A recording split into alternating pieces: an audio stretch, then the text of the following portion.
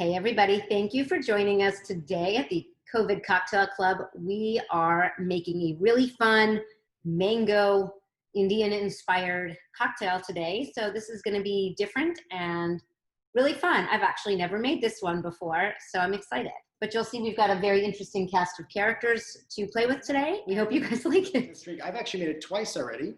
I didn't love it the first time. I liked it the first time. What I like about it is we're incorporating some flavors that at least I've never used. Have you ever used Garam Masala in a cocktail? I actually have. Of course you have. Sorry. But you know what I was just thinking is, much like Mondays, where we're using fruit and we're getting all seasonal and we're getting all funky and colorful, it is literally another riff on a whiskey sour this time. So again, it's like the same sort of basic cocktail that we're really going to town with today, and we are incorporating some serious heavy hitters for flavor profiles. So this might not be one that every single person loves. I don't know.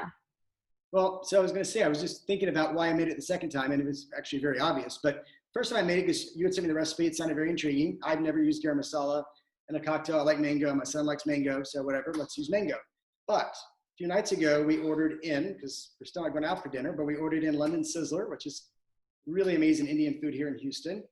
And what more appropriate a cocktail to make when you're eating Indian food than our Indian summer cocktail. And I will say, for obvious reasons, it was a much better cocktail that night as sort of an accessory to our Indian menu than it was the first night when I made it just to make it.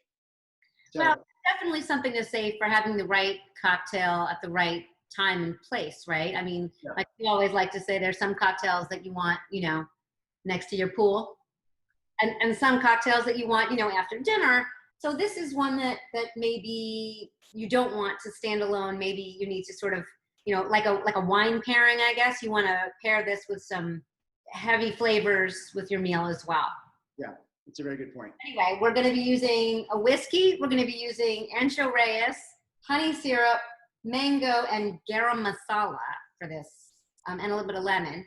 But if you have a major aversion to any one of those flavors, see you Friday. Right. I want to say I'm also excited because I can't think of the last time I used Ancho Reyes in a non-agave cocktail. I was thinking that too. I love this bottle. In fact, I love this bottle so much, in fact, that I was out of it and had to run down the street and borrow some from my neighbor in order to make this cocktail. Thanks, Corey. I was thinking like normal neighbors borrow like flour, or I'm out of eggs or whatever. And like, I'm your weird neighbor who's like, hey, I'm out of Ancho Reyes. Can I borrow your bottle? Well, it's good to have a neighbor that has a solid stock bar.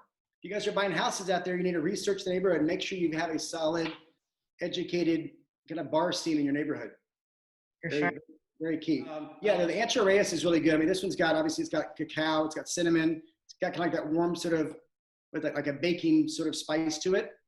This one to me is sweeter and more like, like more toasty, bakey kind of flavors than the poblano, which is more like vegetal and fresh and bright. Green. Well, it's green, but then it tastes more like brighter and more like a tomatilla. And this is a little smokier. It tastes green. Anyway, I put that one with white liquor. Yes. And I put this one with brown liquor. So, as a rule, we make it. You don't want to keep talking about baking spices? Not particularly. I'm getting thirsty. Yeesh. Before I start actually shaking it up, I'm gonna, this is cool. When I was digging through my stuff, I found a garam masala brimming sugar. So I'm gonna use that, because why the hell not? I mean, who doesn't have that in their bar? Okay, I'm not expecting any normal human to have that in their bar. I'm not suggesting that any normal person should. Just saying I did. And what a perfect drink for this. For those of you normal people out there, you can find garam masala at the grocery store in the bulk aisle for about 30 cents for a nut that will make a gazillion of these. I have one of those. I'm normal. Sort of. Sometimes. Shaker tin. Let's start with a couple chunks of mango. Make sure it's ripe, because when they're not ripe, they're like really hard and tough to break up. So the riper they are, the softer they are. How much of this do you want to use? About that much. The whole thing? I'm using the whole thing. You're gonna have to strain it. You're gonna strain it. Yeah. So I didn't measure. To me, it's this much.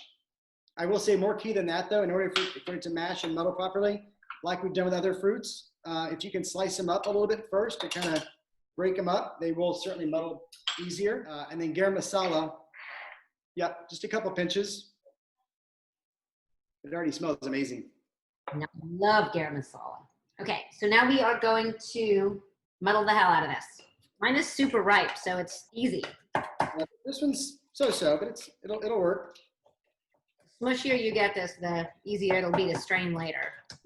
The interesting thing about this recipe is when I found it originally on Instagram, she was using an Indian whiskey, which I don't own. And to be honest with you, I don't think I've ever seen.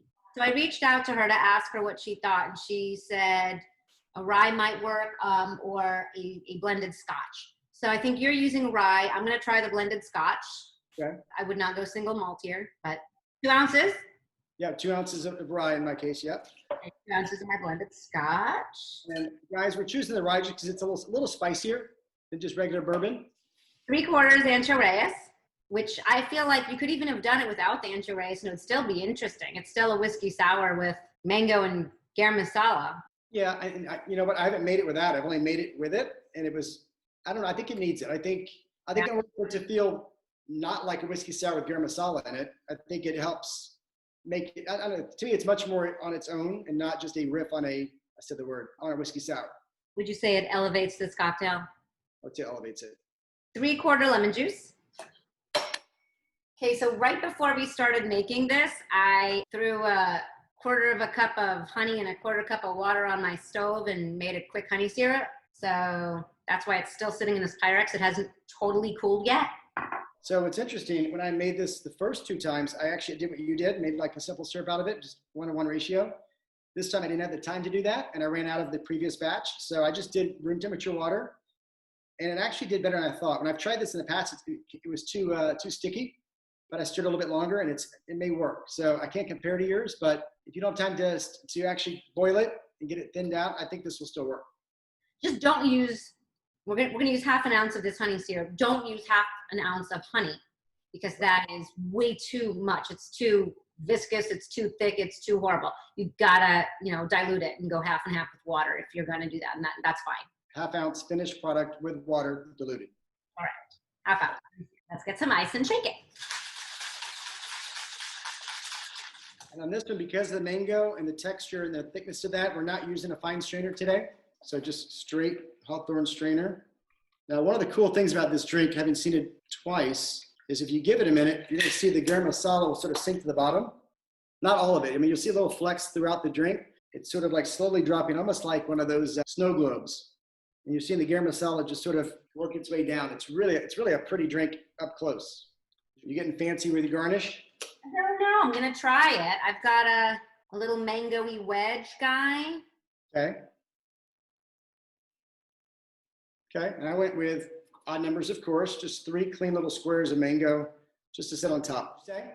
Mine looks like a tropical bird. It does, but we are using fruit again. Now this one will take some prep work, guys. So one of them is really kind of a huge key detail, and that is saffron. If you could, in advance, you'll need a couple hours to do this. You want to get some saffron, just a couple threads. Stuff's expensive, just a couple threads, and about 1.5 ounces of mezcal, and let it soak for a couple hours. Because saffron looks red when it's in its threads. When you cook with it, it turns everything yellow. So that's been sitting there for about, I don't know, 1/2 hour. The other ingredient that if you want to prep in advance, we're going to be using pineapple, but as a little bonus, if you like grilling, grill some pineapple in advance. It'll just give it kind of a nice little charred flavor. It gives not only the flavor, but it also changes the appearance. So in terms of like the color, if you're using it as a garnish, I think charring any kind of fruit can be really, really good. I think for this particular drink with mezcal, I think it's a good marriage. Pineapple, grilled preferably, mezcal, saffron, and one of my favorites, Campari. Enjoy your Indian summer. We'll see you guys Friday. See you Friday. Cheers, Reyes. Cheers, Jason.